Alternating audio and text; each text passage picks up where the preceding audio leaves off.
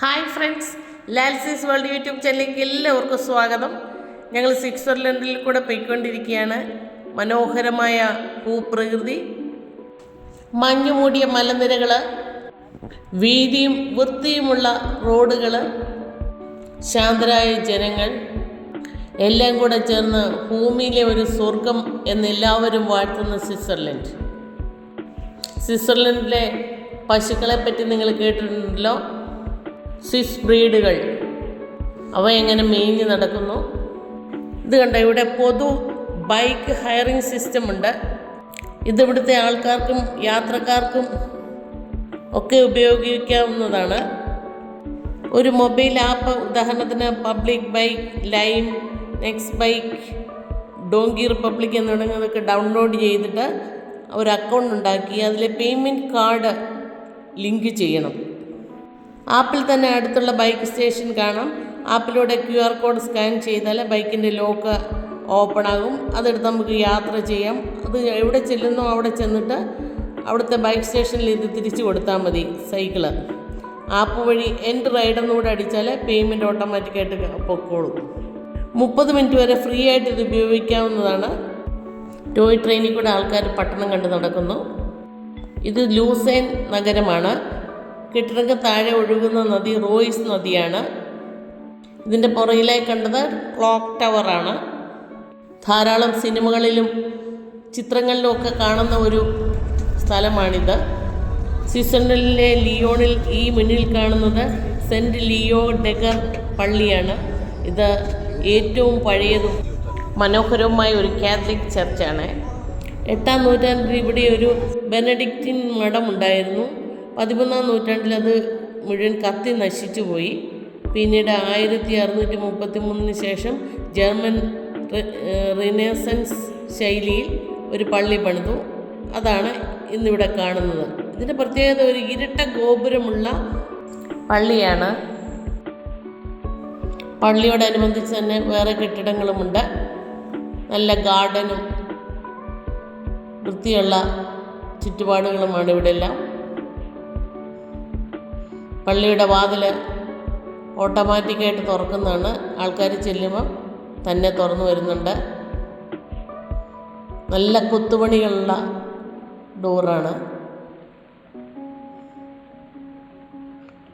അകത്തേക്ക് കയറിയാൽ അവിടെ പുസ്തകങ്ങളുടെ ശേഖരങ്ങളൊക്കെ ഉണ്ട്. വിശാലമായ ഒരു പള്ളി തന്നെയാണ്. സ്വർണ്ണ അലങ്കാരങ്ങളുള്ള മഹത്തായ ബലിപീഠം, അത്ഭുതകരമായ കൊത്തുപണികളും വിശുദ്ധന്മാരുടെ പ്രതിമകളും കൊണ്ട് നിർമ്മിച്ചിരിക്കുന്നു. ഇവിടുത്തെ തടി കൊണ്ടുള്ള ബെഞ്ചുകൾ വളരെ ബലിഷ്ഠമായതാണ്. പകൽ ഈ പള്ളി തുറന്നിട്ടിരിക്കുകയാണ്. സന്ദർശകർക്കും പ്രാർത്ഥിക്കാൻ വരുന്നവർക്കുമൊക്കെ ഇതിൽ പ്രവേശനം അനുവദിച്ചിട്ടുണ്ട്.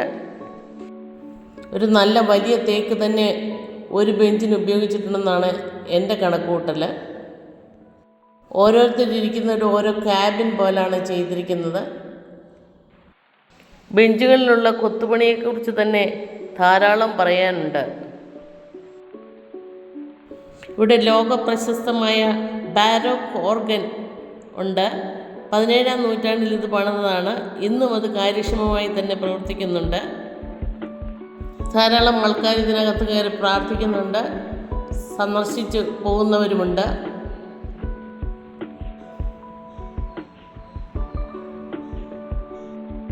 ഇത് ലൂസേൺ നഗരത്തിലെ ഒരു പ്രധാന മതകേന്ദ്രവും വിനോദസഞ്ചാര ആകർഷണവുമാണ്.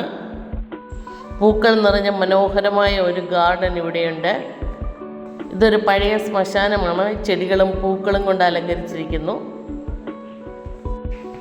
ശാന്തമായ പ്രാർത്ഥനാ അന്തരീക്ഷം, മനോഹരമായ പൂന്തോട്ടം, പഴയകാല ആർക്കിടെക്ചർ എന്നിവ ചേർന്ന അതുല്യമായ സൗന്ദര്യം ഈ പള്ളിക്ക് സൃഷ്ടിച്ചിരിക്കുന്നു.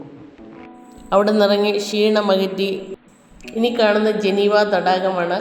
മനോഹരമായ ഒരു തടാകമാണ്. ലോകപ്രശസ്തമായ SNG ബോട്ട് ക്ലബ്ബ് ഇവിടെയാണ്.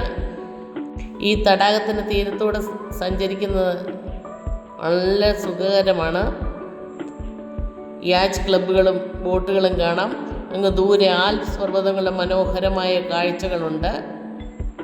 വാക്കുകളാൽ വർണ്ണിക്കാനോ അല്ലെങ്കിൽ ഒരു ഫോട്ടോ എടുത്ത് കാണിക്കാനോ പറ്റുന്നതിലും അപ്പുറമാണ് ഇതിൻ്റെ യഥാർത്ഥ ഭംഗി. തണുത്ത കാറ്റടിച്ചു കയറുന്നുണ്ട്. ഇവിടുത്തെ സൗന്ദര്യം ആസ്വദിക്കുകയാണ് ചെയ്യേണ്ടത്. അതൊരനുഭവം കൂടിയാണ്. തടാകത്തിലേക്ക് ഇറങ്ങി നിൽക്കുന്ന സ്റ്റേജുമുണ്ട്.